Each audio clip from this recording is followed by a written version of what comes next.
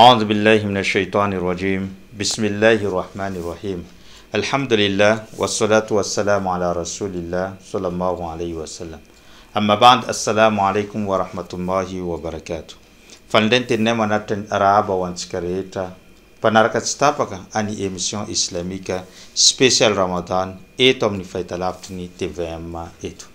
Raha lasana bavy anatin'ny fonina Islam. Androany dia fa 7 ny volana Ramadan ka mety rahampitso ny Aidi na ihany koa afaka pitso arakaraka ny fivoahan'ny volana amin'ny ity androany ity.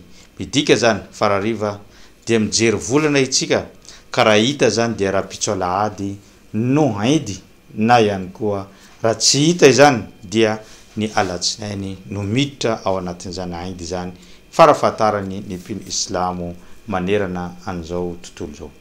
Mialohan'ny atongavana zany Aidi zany dia misy ireo karazana fepetra na ihany koa fomba mampanao tanterahany mpino Islamo na penariny mpaminany sallallahu alaihi wasallam ary nilovainy ireo mpino Islamo tety afara mahakasika an'izany Aidi zany na ilay fantatra amin'ny anarana hoe mensuna ny Aidi isan'ireo fomba mampanao amin'ny andron'izany Aidi zany. Raha vao fantatra fa raha pitso na afaka pitso na Aidi dia ny voalohany tokony ataon'ny mpino Islam rehetra dia mamoaka ny zakatul fitr izay obligatoire tsy maintsy avoakany mialohan'ny salatul Aidi mba ahatonga ny fifehezany ho voaray eo anatreny Allah subhanahu wa ta'ala ary ahatonga ihany koa ireo mahanitra ahazo karazana sakafo na vatsy entiny miatrika an'izany Aidi zany mba tsy hangataka na ihany koa iroso amin'ny etseroa ireo mahanitra ny mpino Islam.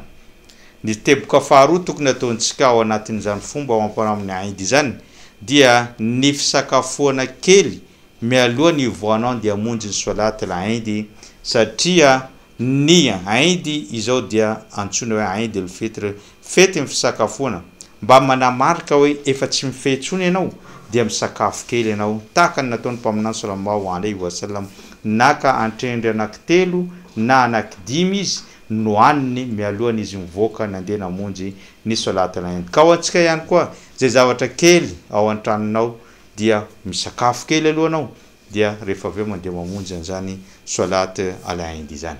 Ary rehefa mandeha anao mandeha mamonjy an'izany salat al-Aidi zany dia nandeha amin'ny lalana ray ianao rehefa miverina avany dia tsy mandalo intsony amin'ny lalana izay nandalovanao iny satria nahoana zay ny fomba nampianarin'ny mpaminany sallallahu alaihi wasallam rehefa nandalo tato anao nandeha namonjy salatul Aidi dia miverina anao mandalo amin'ny lalana hafa satria efa niarahaba n'le olona zay nandalovana tato anao ka anjarana ihany koa miarahaba ny olona zay ato amin'ny lalana ray tsy mbola hitanao. Zay no fampianarana ny finoana Islam nampianarin'ny mpaminany sallallahu alaihi wasallam.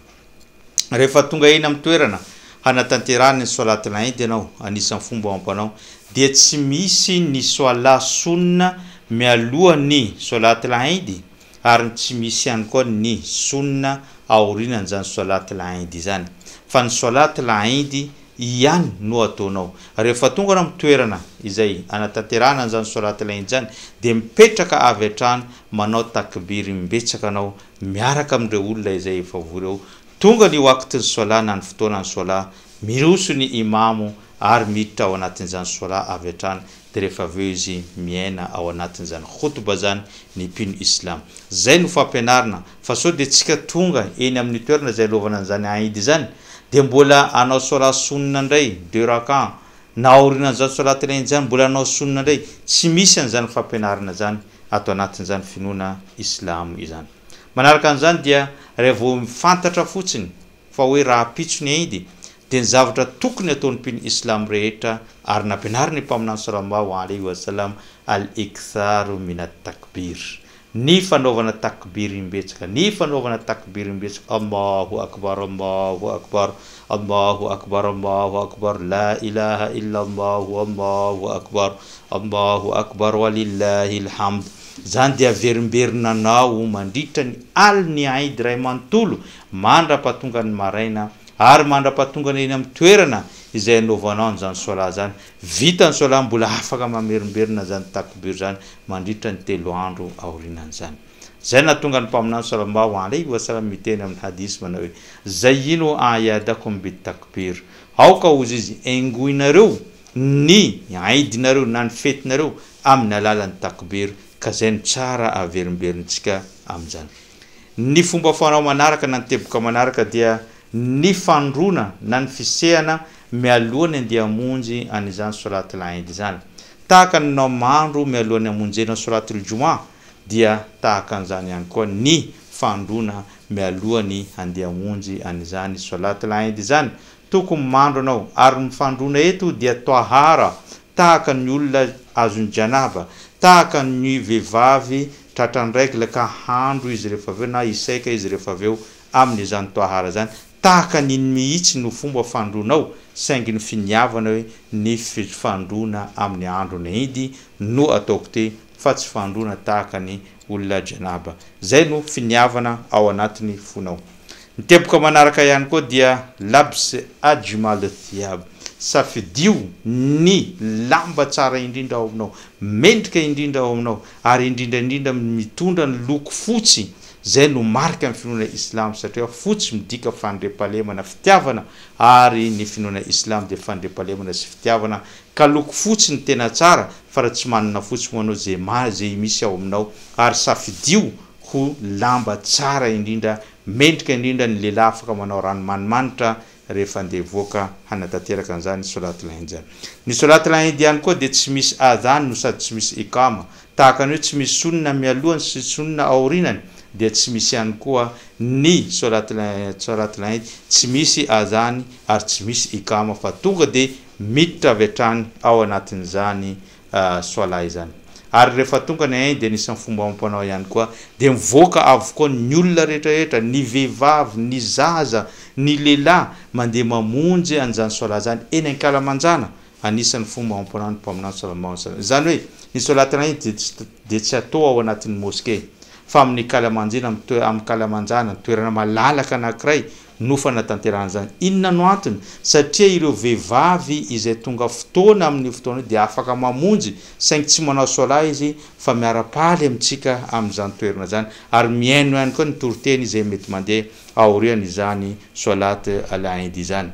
Ary farany raha lasa nabavy anatin'ny finoana Islam, rehefa tapitra ny salatul Eid dia mifampitoana izy ireo, no sady mifampiarahaba izy ireo, mifampirarian-tsoa izy ireo, ary mifandefa teny mamy izy ireo, ary mifanakalo cadeau aorian'izany salatul Eid zany, satria zay no fampianarany mpaminany sallallahu alayhi wa sallam. Fety ny andro dia mifety ny mpino Islam, saingy tadidio fanamariana rehefa fety dia ny zavatra voarara rehetra dia voarara ihany koa na dia fety aza ny andro. Tsy mahazo misotro toaka, tsy mahazo mijangajanga, tsy mahazo manao ireny zavatra voararany finoana Islam ireny.